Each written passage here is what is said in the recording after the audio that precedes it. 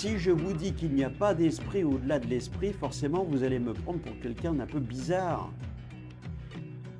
Alors je pense que vous avez remarqué le au-delà de l'esprit.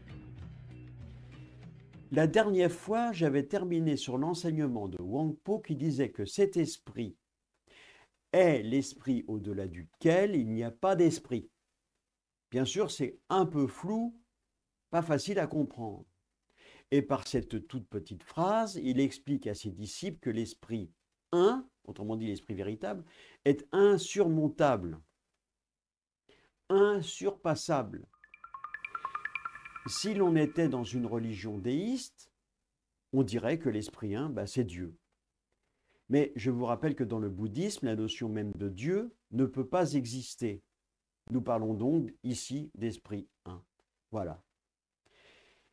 Il est important de différencier l'esprit ordinaire qui est notre esprit de tous les jours, l'esprit qui nous sert à vivre, à discuter, à faire les actes du quotidien, celui qui nous permet d'évoluer dans ce monde, de nous socialiser, de nous substanter, d'évoluer dans ce corps en harmonie avec l'environnement, et puis aussi avec l'esprit qui gère toute cette chose, autrement dit l'esprit qui gère l'esprit lui-même, l'esprit avec un E majuscule. C'est un petit peu compliqué à comprendre, mais enfin l'esprit qui est là et qui va permettre de gérer l'ensemble de la création. L'esprit ordinaire est donc issu du reflet de l'esprit fondateur, l'esprit un, l'esprit qui se fait reflet à lui-même. C'est un petit peu compliqué à comprendre, mais enfin bon, si vous pratiquez la méditation, vous pourriez facilement arriver à mettre peut-être des mots, peut-être pas, en tous les cas des pensées dessus. C'est cela même qu'aucune pensée ordinaire ne peut expliquer, puisque cette pensée ordinaire est issue de cet esprit supérieur. C'est comme si nous avions au-dessus de nous un plafond de verre. Lorsque nous touchons cette nature profonde et inexplicable, issue de notre intériorité, le chemin des mots est coupé. Et tout mouvement de l'esprit ordinaire à ce moment est arrêté. C'est la raison pour laquelle on demande aux pratiquants de se positionner entre deux pensées.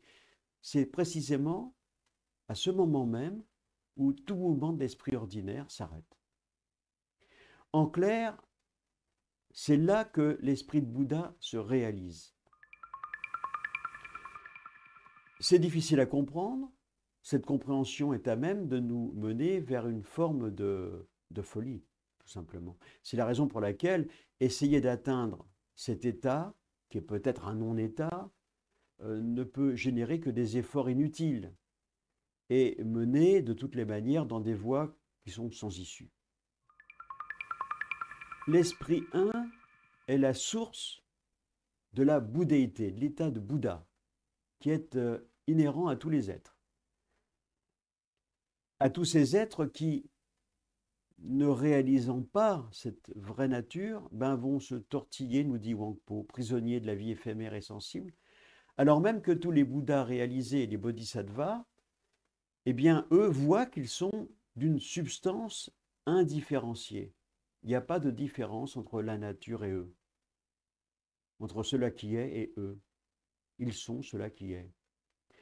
Wang Po suppose que cette différence entre être ordinaire et Bouddha, autrement dit les êtres réalisés, provient d'une fausse pensée, une pensée unique, celle-là même qui conduit à la création de multiples karmas. Le karma, je pense que vous le savez, est la ligne énergétique de vie, autrement dit, ce que nous appelons dans le langage normal, et en français, la destinée. Wang Po pensait que venir s'asseoir afin de s'engager dans notre voie d'éveil résultait d'un karma très positif. Pour lui, les êtres qui s'engagent dans cette voie, ils sont en fin de parcours dans le schéma antique du cycle de renaissance. Il nous dit que la nature originelle de Bouddha est la plus haute des vérités, dépourvue de tout atome d'objectivité ou de subjectivité. C'est ce que nous pouvons appeler le vide, omniprésent, silencieux, pur. la joie glorieuse, mystérieuse, la joie apaisée. Alors voilà, je pense que ce concept est extrêmement difficile à comprendre et donc je ne peux que vous conseiller activement de pratiquer la méditation et surtout vous devez essayer de ne plus chercher à comprendre en vous éveillant profondément à vous-même.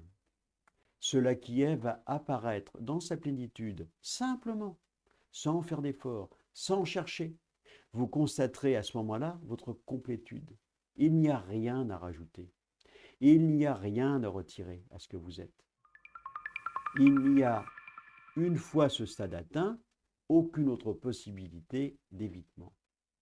Cet éveil va vous apparaître d'un coup et votre vision de la vie sera alors totalement bouleversée.